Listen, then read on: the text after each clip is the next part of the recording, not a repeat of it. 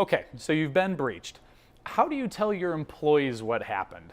How do you tell your customers what happened? How do you tell the public what happened? What we're going to be talking about today is the role of crisis communications in a breach response.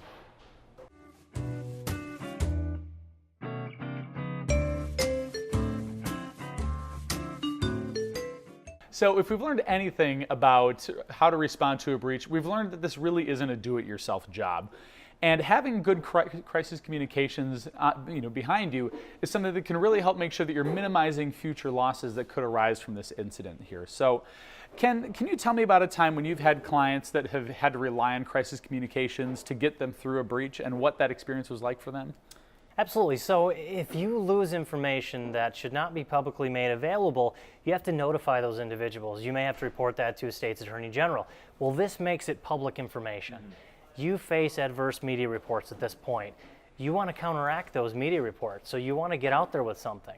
So any breach that's lost information that causes this electronic communication, they always take up the public relations portion of the policy to help alter that. Now, you have reputational damages that occur afterwards as well.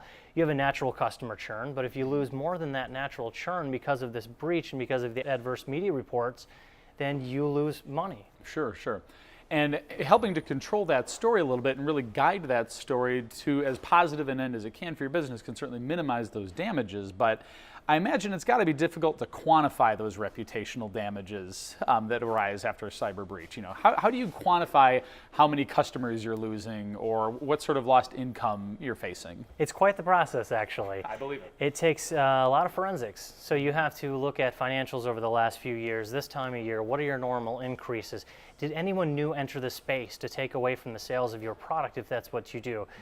You look at all these different factors to figure out that this really was the cause. Your reputational damage was due to the adverse reports of this breach, and that's how you come up with your value. Okay, and that's that really is one of the areas that cyber insurance really is trending towards, is having coverage for not only your lost business income but future reputational harm as well. So certainly a good thing to look for on your policies. So that's it for today's episode here. To follow along and see future episodes, make sure you like our LinkedIn and Facebook pages and subscribe to our YouTube channel. Ken, thank you for coming in and talking today. Cheers.